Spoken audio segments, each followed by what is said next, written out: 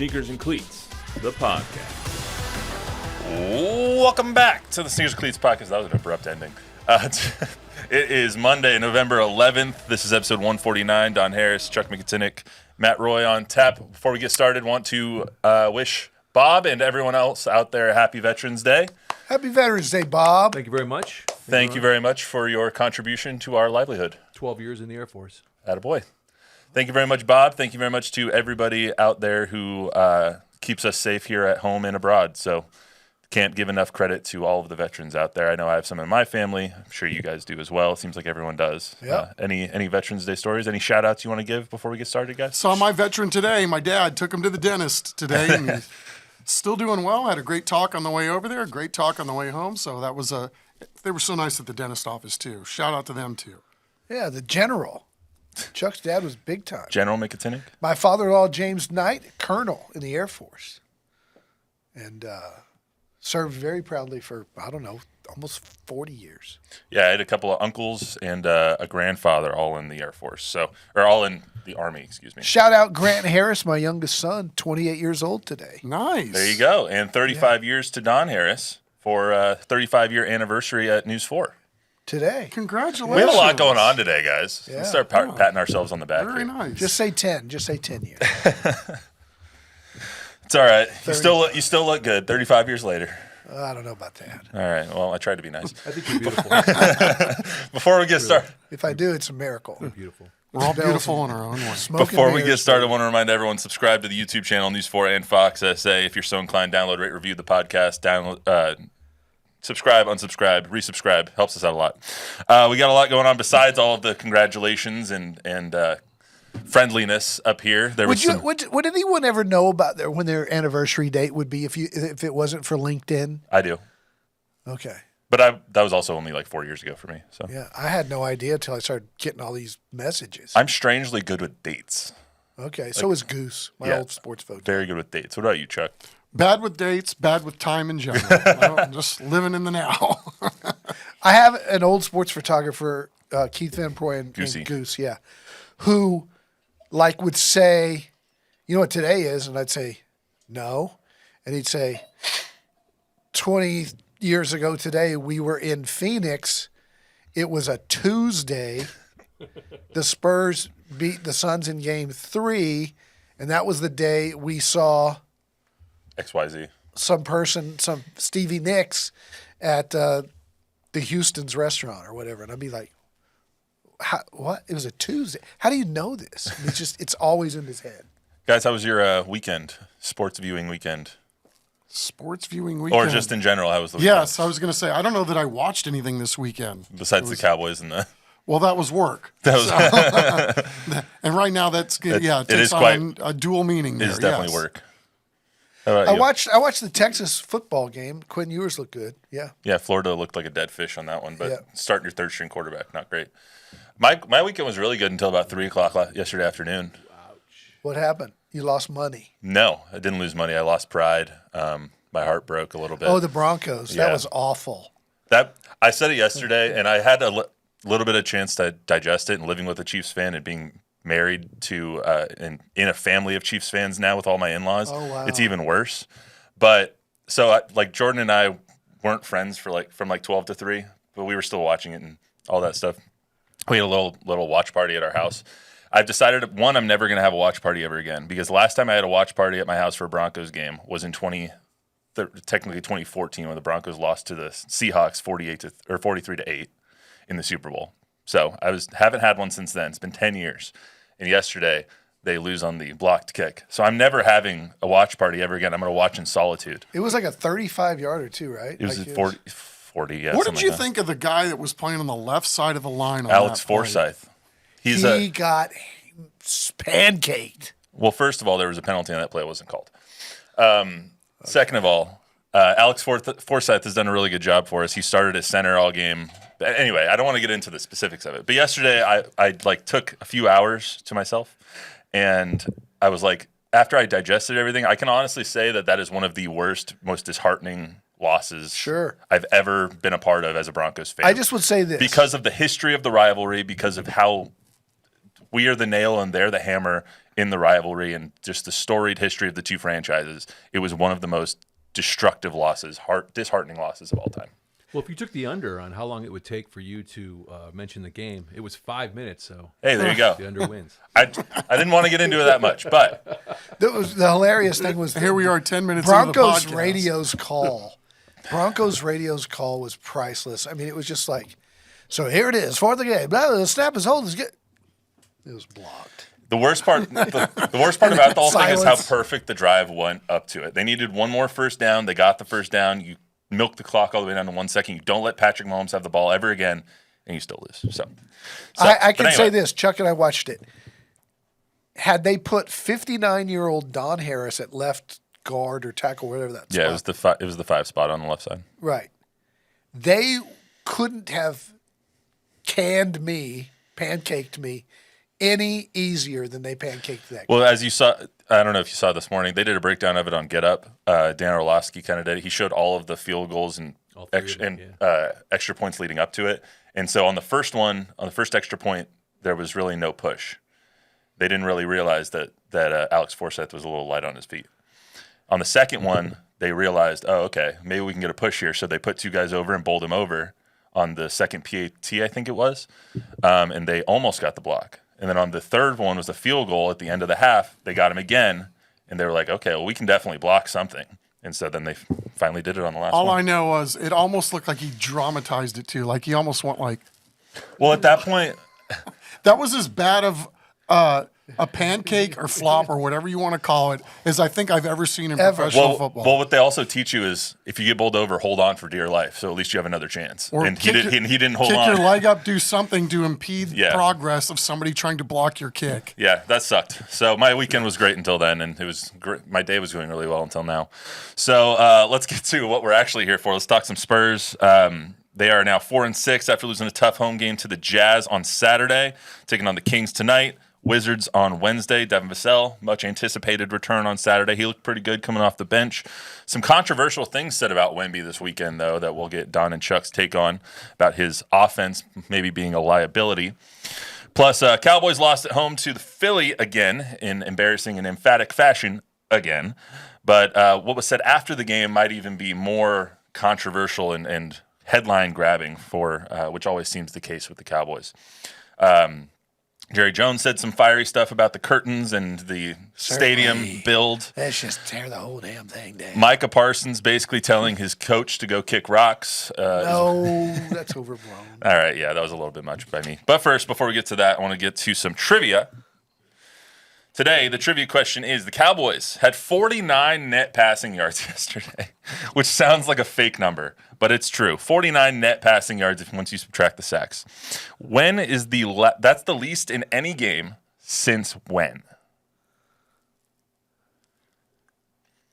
49 net passing yards. They had less. I feel like we must have come across this yesterday. With I feel all like you of did the- too, which is why I asked the question, Yeah. because if you didn't come across it, this is going to be a really hard question.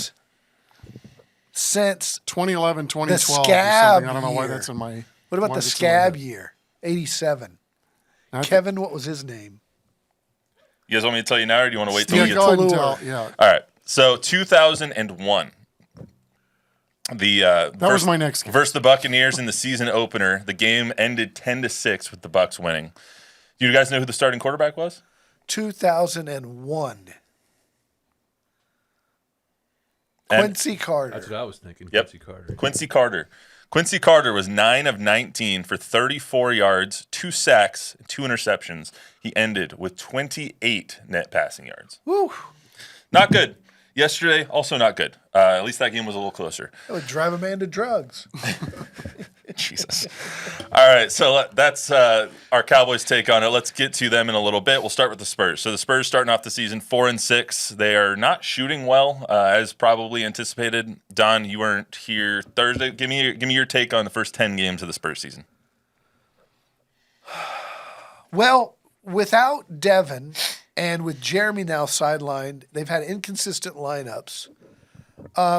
You knew it was going to take some time for Chris Paul to get used to each other. I'd say it's kind of like a B-. I'm a little encouraged at their record and with the way that Castle has played, and He had a really good game on Saturday. I was really discouraged by Wemby's start, especially offensively. He just hasn't looked like he's either completely healthy or comfortable. But that changed, and he continues to put up numbers, even despite how it looks. That changed the other night when he went 6 for 9 from 3. Yeah, so I would say better through 10 games than I would have predicted. And I do predict that as Devin gets integrated and as this thing just keeps moving down the road, as long as they don't have any major setbacks like Wemby out or Chris Paul out, I think they're right on track for that 41-41 type record. What about you, Chuck?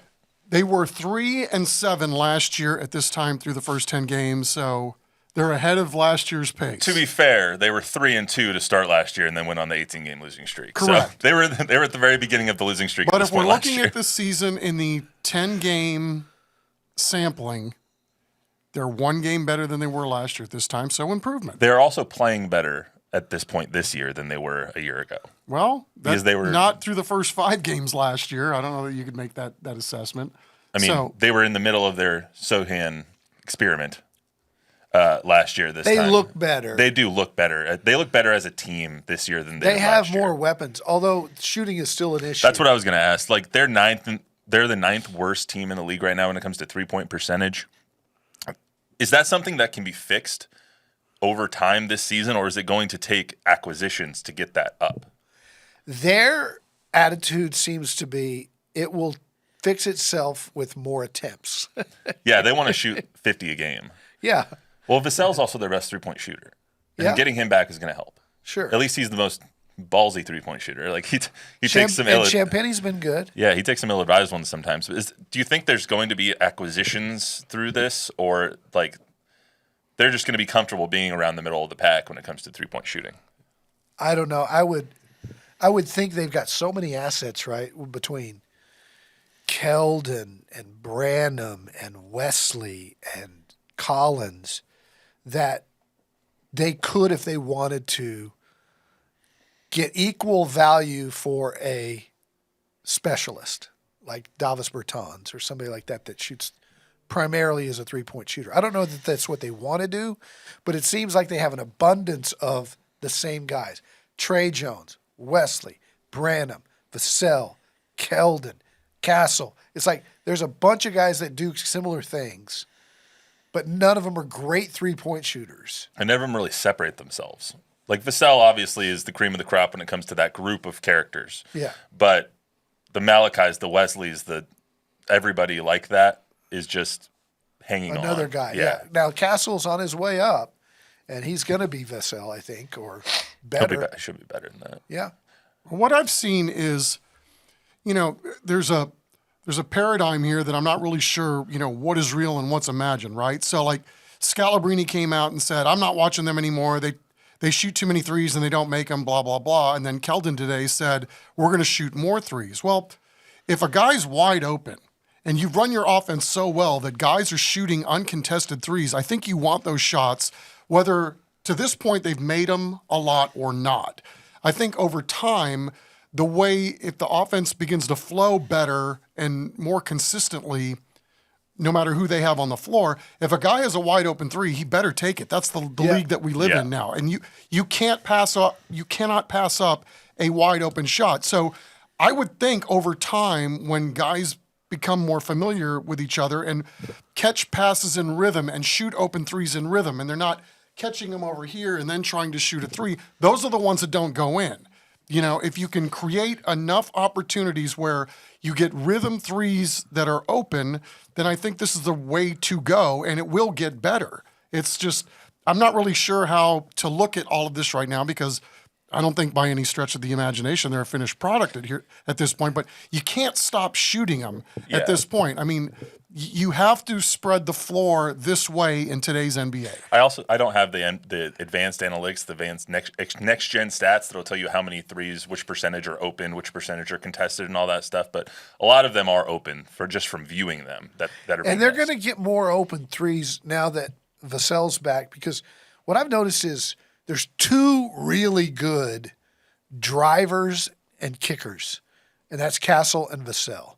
And Castle's just not playing enough minutes, but it has not the first 3 or 4 games. It's starting to play more now. But Castle can get anywhere he wants, and so does Vassell. And they're good, and they're thinking about kicking. Keldon, when he puts his head down, he's never He's going to the basket. He's going to the rim. And Wemby is pretty good at passing out of double teams to hit open guys. And Paul always makes the right play. So I think they're going to get more open looks. Wemby said it best. After he had that great night the other night, he goes, look, I'm not going to shoot 66% from 3, but I'm also not going to shoot 25%. Yeah, he's at 28% on the year right now. Yeah, he goes, and so it's going to balance out. As Manu always used to say, revert to the mean. A couple things that are positive for the Spurs this year. Their defense is considerably better. They are light years ahead of where they were. They're 5th in the league in points per game right now. They're 7th in opponent field goal percentage inside the 3-point line. 3-point percentage isn't that great when it comes to that, but you have Wemby inside, you're going to have a good 2-point percentage. Their defense is light years ahead of where they were, which is impressive. Stephon Castle obviously making a huge difference there. Harrison Barnes plays hard defense, which I like a lot. Victor is obviously probably going to be the defensive player of the year. He's going to lead the league in blocks. He has 4 blocks a game right now. He's leading like 5 franchises. Yeah, it's ridiculous how many shots he blocks. But that is extremely encouraging when you think of the effort level that it takes to play defense. When you have that many guys playing with that kind of effort, you're going to play better defense. So I like seeing that early on in the season. Yeah, they're going to be better. They're going to be okay. Speaking to Wemby's offensive issues, to use a term, there was an anonymous NBA scout, which we can all take that with a grain of salt. Anonymous NBA scout that called out Wemby as an offensive liability. Quote, he's absolutely awesome on defense and not impactful at all on offense. He just looks like he's playing without a whole lot of direction. Don? He's averaging 20 and 10. You know, I mean, he's averaging 18. How many guys in the league? Okay, 18. How many guys in the league? I mean, based on what I think that's a quote based on expectation. When you're expected to be the greatest player who ever lived in the history of pro sports, what would he say? The greatest prospect ever. When you're expected to do that, yes, he's falling short, but he's not falling short of most of Tim Duncan's career numbers, right? So. I mean, there's a limited sample size to this year, but when you just compare his stats this year to his stats last year, they're obviously down. Last year, he shot 33% from 3. This year, he's shooting 28% from 3. His field goal percentage, assists per game, points per game, free throw attempts, they're all down. I don't know what that can be attributed to other than, 1, trying to, mesh with some new guys, and 2, the expectation on him, and 3, the exhaustion from this summer. I think it's more of a. I don't mean to bogart the microphone, Chuck. No, you're good. I think it's more of a team philosophy. He had 12 points the other night, and they won. And 5 other guys, 6 other guys were in double figures. I think it says something to, other than I think he jacks up too many threes. Yeah, he's 2 of 7 basically from 3 per game. Yeah. Other than that, I think he's willing to be a part of a group. When guys like Harrison Barnes have 15 and Jeremy has 18 and Paul has 14 and 10 and all these guys, and you look at the box score and it's really balanced. And he's in there with 12 points, but I think he had like 7 blocks and like 13 rebounds. It's like, okay, he's not putting up the big numbers offensively, but they won against a decent team, and he's more than willing to be a part of that than throw it into him. Because this coaching knows that if you continue to do that, teams are pretty much on to how they can limit him with their physicality, push him out of where he wants to get. And so it forces him to pass out of double teams and work within a team concept, and that's what basketball is. And that's why I think he likes playing for the Spurs, is because Wemby's kind of a selfless guy in that regard. Yeah, to me, sometimes it looks like his energy's bad on that end of the floor. And I take the last game out because I did not see the last game where he obviously went off 6 of 7. Talked about the plus minus before we came out here was unbelievable. So, if you look at all the stats, offensively, defensively, I mean, that might have been his best game as a Spur, all things being equal, especially when you add in, the other variables. But, there are other times too when he gets the ball and it's like, okay, you know what he's going to do? He's looking to just get to a spot or to a place where he feels comfortable getting up a shot. And I feel like the ball stops sometimes. Like the ball doesn't move. The other guys, all of a sudden, they're not moving. It's just like we're going to sit back and watch what happens here. So I think there's a learning curve probably for Victor, and there's also a learning curve for everybody else that's on the floor with him. How does, when Victor gets the ball, how does it make everybody better around him so that he gets even more opportunities offensively? Yeah, his assist numbers are down too. I think that goes to how bad they've been from three-point range, though, because if he gets you the ball and you don't make the shot, it doesn't mean it was a bad pass. It just means that you didn't hit the shot, so he doesn't get an assist. So I feel like when they start shooting better, because everything will revert back to the mean, the Spurs are not as bad of a shooting team as they have been for the last 10 games or so. Once those kind of rebound a little bit, pun intended, his assist numbers will go up and the offensive efficiency will go up as well. Yeah, I still think he could add like an 8 to 10 foot jump hook and go quick to it. He catches the ball and a lot of times he puts it on the floor and loses it. He takes a little bit too long. And sometimes he's trying to get his leverage and position and gets pushed off the block. But if he would just catch it and make a quick move and go and shoot a little jump hook, I think he could be really dangerous. Play a little more closer to the basket on offense too, and run everything through him. I mean, it's the old triangle offense, and do it with a guy that's 7'4" and's got arms to outer space. Bob? That's exactly what Tom Guerrero from the business office said. Shout out TG. He said, just what you said. Wemby needs to keep the ball up high and not try to dribble in the paint. Yeah, for sure. We need to have him on the show. Yeah, catch and go quick. They teach you that when you're a kid. If you're taller than everybody else, keep the ball above everybody else. John Wooden taught Kareem Abdul-Jabbar a nice little shot that made him the greatest scorer in the history of the game. Second greatest scorer. At the time when he retired, he was the greatest. Last thing on this, I hate the anonymous people that come out of the woodwork and just say shit. Say stuff.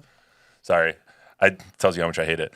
I really do. I hate it when GMs or anonymous scouts or an anonymous coach, an anonymous NFC East coach or whatever comes out and says something like, put your freaking name on it if you want to say the stuff, People don't know this, but a lot of times those anonymous NBA scouts are guys that have been fired by just other teams, and they're not even on salary. They work for like $50 a game to leave their retirement community and drive over to the arena. And it's so weak. Scribble out a sheet and turn it back in and go back to play so golf. Weak to just like give someone a quote and call yourself an NBA scout. Like, put your name on it if you really want to say it with your chest. Yeah. I just hate that. Let's get to the Cowboys here real quick. Hey, Bob, anything else before we get there? No, we're good. All right, cool. Cowboys lost yesterday 34-6 to the Eagles. Cowboys are 3-6, their worst record since 2020. This team is just bad, man. This team is just said. Really, really, really bad. The defense had some moments, tried to keep them in it. Dak said it best on the sidelines last week. Can suck. They're just bad. They don't have the depth to keep up with a lot of other teams. Their defensive scheme gets worn out quickly. You don't have the bodies down low to keep up with the constant pounding of teams like the Ravens and the Eagles. Their offense is horrible. They haven't scored a touchdown at home since September 22nd. That's a long time ago. Yeah. They consistently are getting blown out at home. I just don't know what else we can say about this team just as a whole. Not to mention the antics after the game when they speak into microphones. Well, here's the thing is they're going to look back and say, oh, it's a wasted season because Dak got hurt. No, they were really bad before Dak got hurt. Jerry said something to that effect yesterday, too. They were just like, what do you compare this offense and this team with as compared to when Dak was here? And he's like, well, we were 3-5 with Dak. So, yeah. Chuck? Yeah, I mean, that's what stood out to me as well. It was, you can point to Dak wasn't there. You can point to this guy wasn't here. You can point to the sun in the eyes or whatever it is that we're going to blame the next thing on. It's bad from top to bottom, from stem to stern. And, yeah, hats off to the defense for keeping him in the ball game for the first half. But at some point when you're on the field that long for that amount of time, you're eventually going to wear down. I don't know that there's any place on the field other than their kicker's gotten a little better from his greatness from last year, that you can say that they're better from where they were last year. This is a bad team, stem to stern. I mean, and the game yesterday could have changed at the end of the first half. Ezekiel Elliott fumbles into the end zone. That's a turnover when you're on, what was it, first and goal, second and goal, something like that.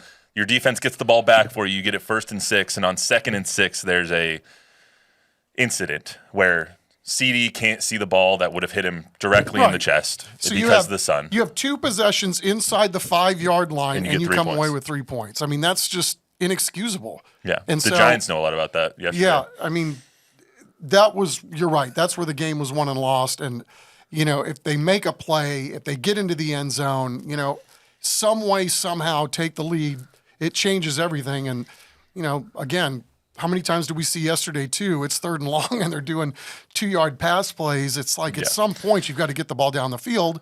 And I realize you might be 0 for 6 or 0 for 7, whatever it was, throwing the ball past 10 yards. But, I mean, again, it was just bad. That was the case with Dak, too. When Dak was in, this year they haven't really gone downfield. And maybe, that says if you take CeeDee away, they don't have another downfield threat. That's maybe that when they went out and got Mingo. I don't know. But they can't make pass plays more than 5 yards. I want to talk a little bit more about the play that we were just talking about where CeeDee couldn't see the ball. Chuck's going to love this. I know. Second and goal, Cooper Rush. You can throw that up there. Thank you. Don's going to listen to me again today. 2nd and goal, Cooper Rush drills a ball to CeeDee Lamb for would have been an easy touchdown, would have given the Cowboys lead. Instead, Lamb lost it in the sun because of the windows that you're seeing that are at AT&T Stadium. The thing that grabbed the headlines was this, because CeeDee visibly said he couldn't see the ball because of the sun.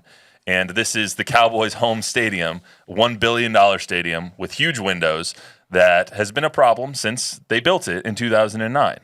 Chuck, do you want me to read the Jerry Jones quotes, or do you want to go first? Go ahead and do what you want. I'll sit this one out until I have to get in, or I'm just compelled to get in.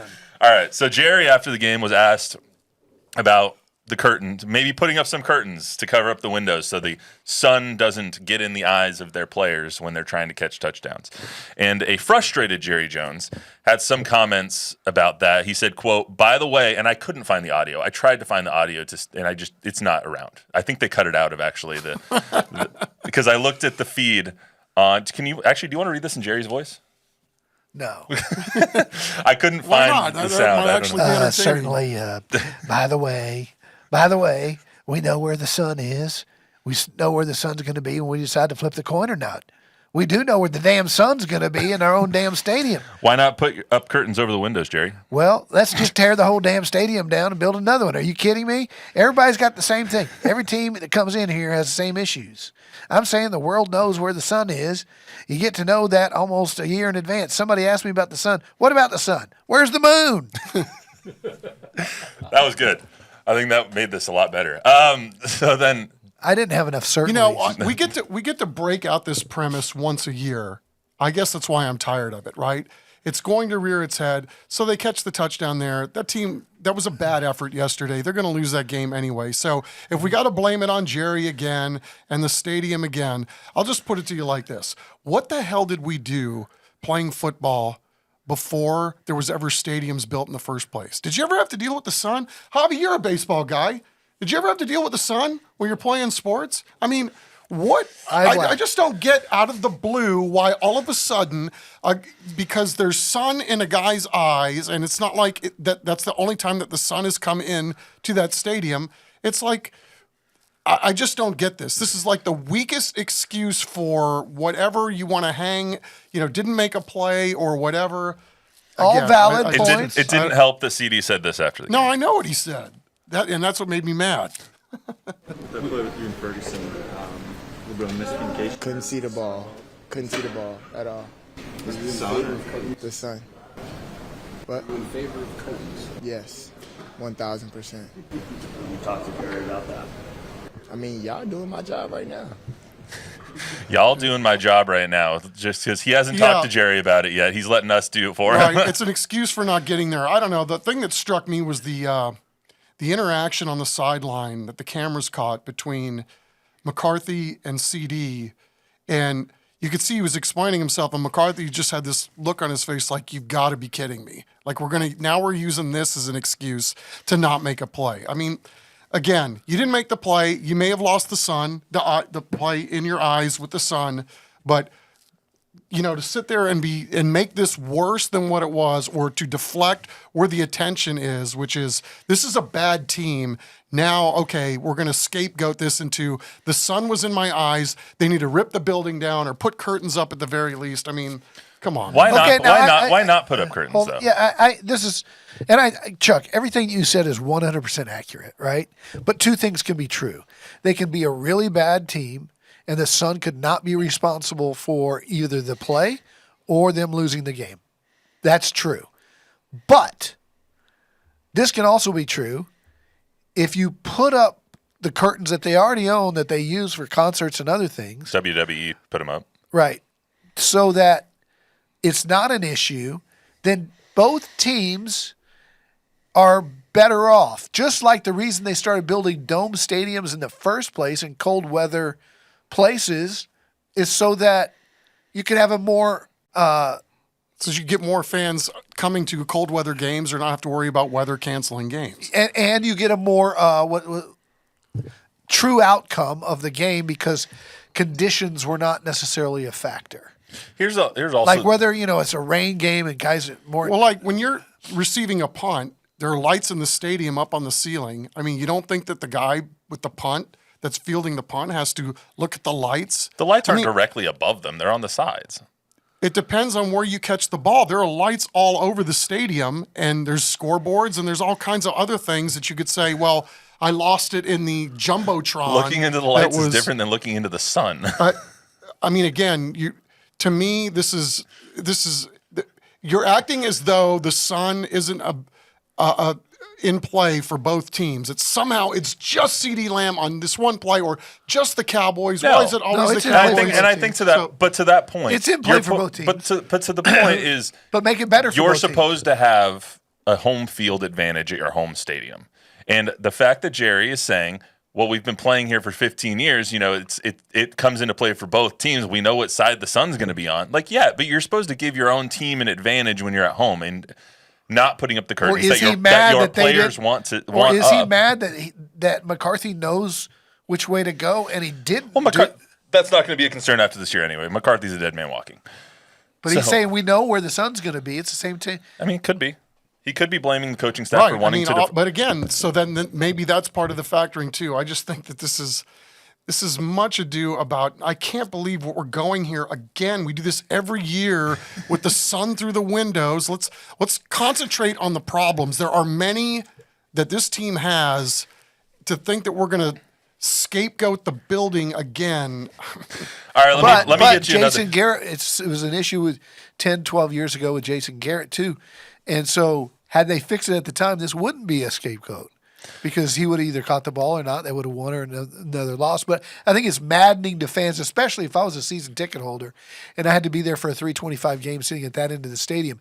I mean, the lead referee was standing behind the play, not that play, but another play going the other way, where he's, they always stand behind the quarterback, where he has his white baseball cap down and he's actually like this. Mm-hmm.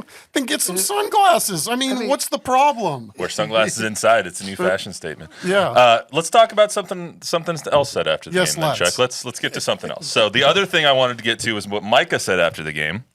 Yes, You'll get to the full. I'm going to play the full question, or at least what we had with the mic that was right by her, and his answer, so we get the full context of it. So, Javi.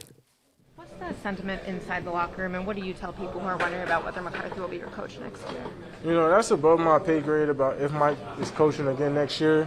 But all coaching aside, Mike can leave and go wherever he wants. But guys, I kind of feel bad for guys like Zach Martin and guys who might be on their last year or on their way out. Because that's who I wanted to hold the trophy for. You want to win games and do great things with those type of legends who put in more time and work than Mike McCarthy ever did. So those are the kind of guys that I have so much sympathy and hurt for. See, he was doing so well until he got to like that 30-second mark when he said those guys put in so much more work than Mike McCarthy ever has. Like you were making a very valid point up until then. You were saying, I don't really care what happens with Mike. I play for the guys in this locker room. I play for the Zach Martins, the DeMarcus Lawrences of the world, the guys who have never won a championship and they're trying so hard and they've done for so long. They might retire. It's all for them. And then when you say they've worked harder than Mike McCarthy ever has, you just open yourself up to so much criticism because that's a horribly blasphemous statement. Coaches are there 12, 15 hours a day. There was a time, and Nathaniel Hackett is not someone that I love, but he was sleeping in his office to try and figure out what the hell they can do to try and turn around the Broncos offense from a couple of years ago. Like, the coaches put in the time and they put in the effort. And he had didn't he have a heart attack last year, Mike McCarthy? Like, he had the heart procedure last year when they were on their winning streak. Like, because of the stress of the job that he's under.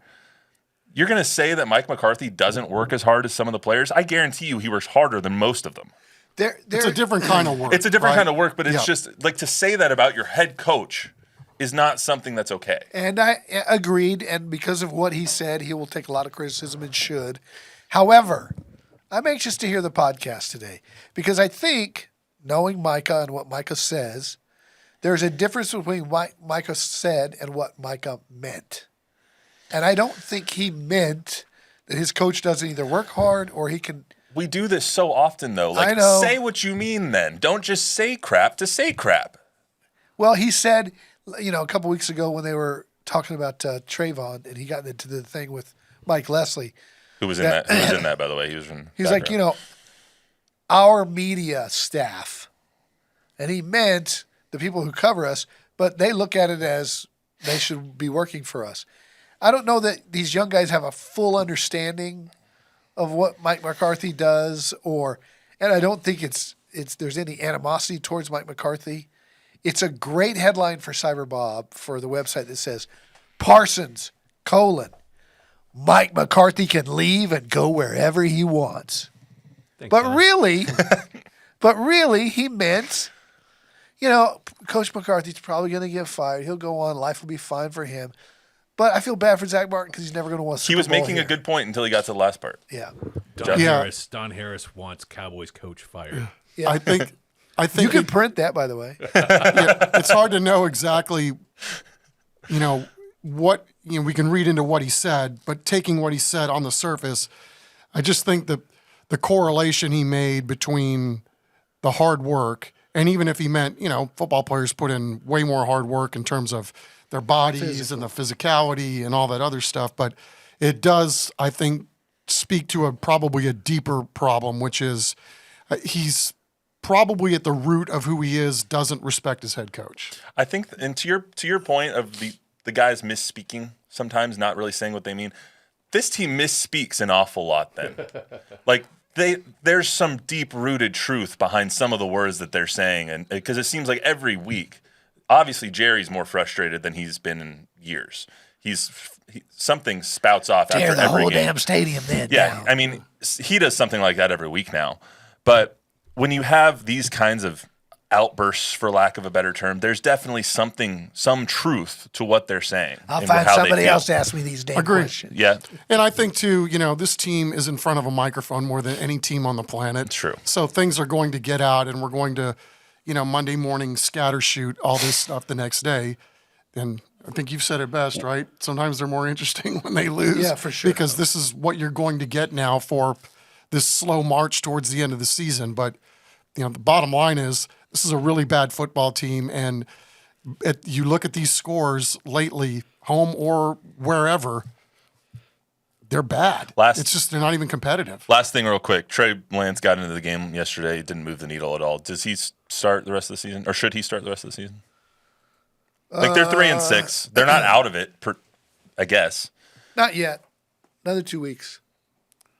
Yeah, I don't think so. Not right now. And, maybe do what they did. They did have some packages for him. Looked like most of them were running packages. But, I don't know what you do. I mean, is Trey Lance going to, infuse all this energy into a team that's – where are they good at? Tim Tebow did that once upon a time. Yes, but this team is – I mean, again, can you name me somebody that's playing right now on their defensive line? I think their corners are good. The linebackers are okay. See when they get Deron Bland back. They got 88, but he loses balls in the sun. What do you do at quarterback? Offensive line's in flux. I mean, where do you turn for, or where do you turn to for hope at this point? Just tank for a better draft pick at this point. Why not? Maybe. You're going to have to be worse than the Giants, though, and they're bad. Their defense is at least pretty good. At least you can say that about them. All right, well, that's all we got for you today on Sneakers and Cleats, unless Bob has anything he'd like to say. We're good to go.